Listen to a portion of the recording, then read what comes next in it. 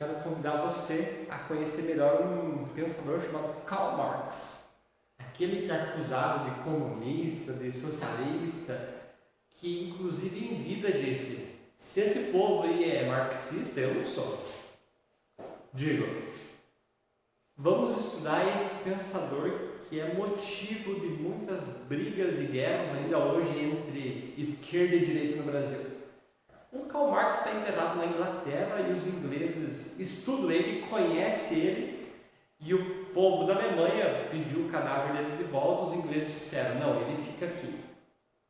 Para dizer isso, ou dizendo isso, eu quero convidar você a entender o lado mais verdadeiro do Marx, ou mais pontual, aquilo que é importante. E a primeira pergunta é: o capitalismo é bom ou é ruim? E tu deve estar pensando: o capitalismo é bom, tem umas coisas legais. Concordo contigo, se você pensa assim. Agora, o capitalismo que o Karl Marx conheceu no século XIX, ele não era do jeito que nós conhecemos hoje. Ele era muito pior, sobretudo na condição de vida do trabalhador. Então, é importante compreender esse contexto. É importante também compreender que o Marx trabalhou a vida toda escrevendo em jornais, basicamente. E, em decorrência disso, ele foi expulso aí de 4 países, pelo menos.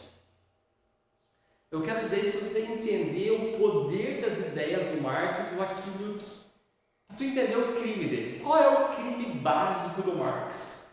É ter escrito muitas coisas, entre elas o Manifesto Comunista e a obra O Capital. O Manifesto Comunista, ele vai fazer um convite aos trabalhadores a se juntar para colocar fim àquela condição precária, difícil e ruim de vida. A questão é: os trabalhadores aceitam esse convite do Marx? Claro que sim, em muitos países. Em quais países principalmente? Naqueles que as condições de vida eram ainda pior. Beleza? O Marx escreve O Capital, que é uma obra basicamente de leitura do capitalismo, como que funciona o capitalismo. E nessa leitura do Capital, o Marx já começa dizendo: olha, esse livro aqui é para gente grande ler. Se você preferir, é um material para cientista, é um debate em alto nível, cunho filosófico, econômico, então não é para qualquer um ler. Ele deixa claro isso. Mas logo no início ele cita o deus Apolo, retratando uma cena, dizendo que o deus Apolo ele passeava pelo mundo, aí, supostamente na mitologia grega, numa das versões pelo menos, e para espiar, vigiar a humanidade, ele fazia nuvens e se escondia atrás, para não ser visto. Diz o Marx: o capitalismo também cria uma nuvem, um negocinho aí para confundir as pessoas, para que as pessoas não consigam ver o que é o capitalismo.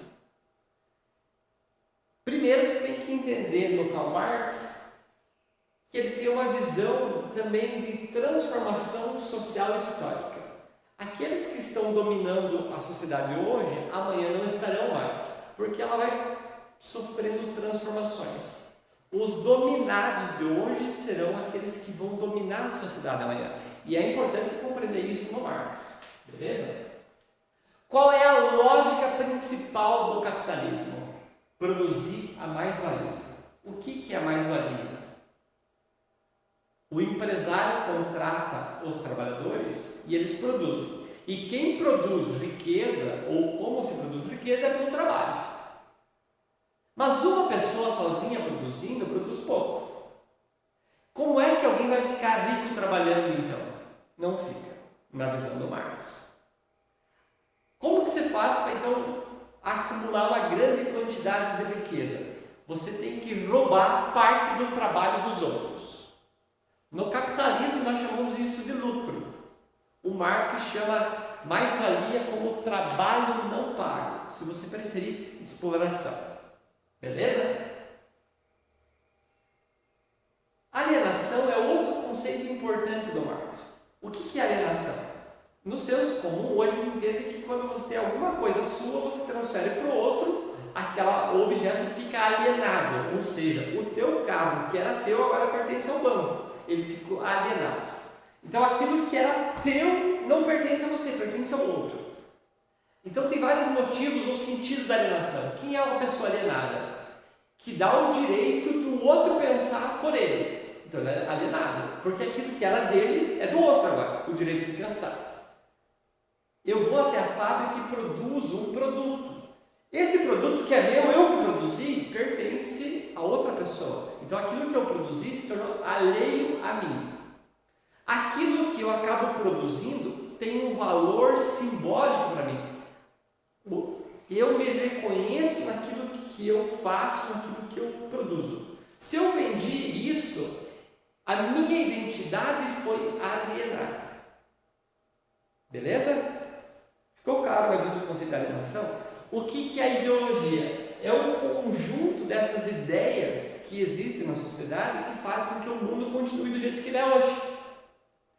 E uma delas é as ideias religiosas. Diz o Marx, o mundo que nós vivemos hoje, o mundo capitalista, é só tragédia. Lembrando do século XIX, não estou falando do capitalismo que nós temos hoje.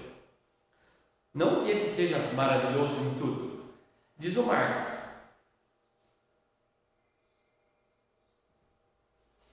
o mundo que nós vivemos não é bom. O que a gente faz então? Cria um mundo perfeito. Esse mundo perfeito existe aonde? É o céu, tu vai chegar lá depois de morto, na outra vida.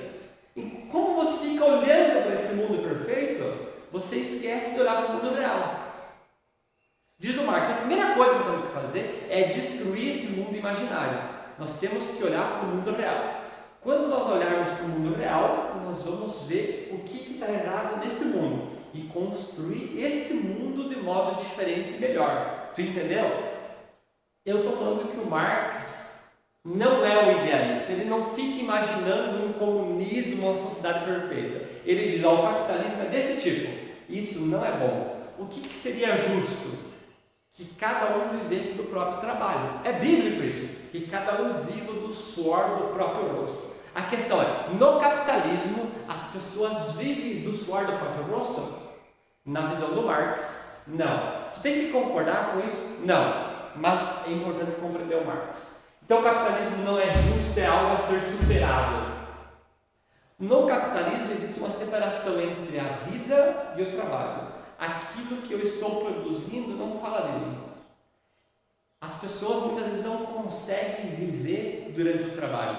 Eu diria, nas fábricas, nas minas de carvão, na época do Marx, trabalhar não tinha nada a ver com a vida. E é importante compreender isso. O trabalho que libertou o ser humano historicamente da natureza e tornou ele mais livre. No capitalismo, o trabalho acaba escravizando as pessoas. Ou teu pai ele é livre porque está trabalhando. Diz o Marx, no capitalismo as pessoas acabam se tornando escravas do trabalho. Não só isso, o ser humano se torna mercadoria no capitalismo. O que o trabalhador leva para a empresa? Só força de trabalho. Ele não tem mais os meios de produção, os instrumentos de produção que está de posse do capitalismo. Do capitalista. Quando ele ganha conta, o que ele pode fazer? Procurar outra pessoa para vender a sua mercadoria, que é a força de trabalho, que é a única coisa que sobrou para o trabalhador. Dois conceitos que é importante no Marx, que é o valor de uso e o valor de troca. Para o Marx, tu calcula o valor do produto somando duas coisas: a quantidade de mão de obra que tem e a quantidade que se gastou na matéria-prima. Então tu soma isso e dá o resultado. O valor da mercadoria é algo objetivo. E o Marx faz isso justamente para tentar mostrar para os trabalhadores que eles estão sendo roubados. Porque se o valor da mercadoria fosse subjetivo, tu ia falar, não, então tudo é relativo. Coisa essa que o Adam Smith diz, e eu até gosto mais do Adam Smith nesse sentido. E um dia desse vamos estudar Adam Smith, que show de bola, é muito bacana. Diz o Marx, existe o fetiche da mercadoria. Quando você vai comprar um produto, você não considera e não percebe as relações econômicas e de poder que estão em torno dele, do produto. Tu só olha a mercadoria. Ou seja, o produto, a mercadoria, ela não tem vida, ela não traz uma identidade de quem produziu nada. Então, é seres humanos consumistas, no sentido de que eles não trazem a mercadoria e a vida junto uma com a outra.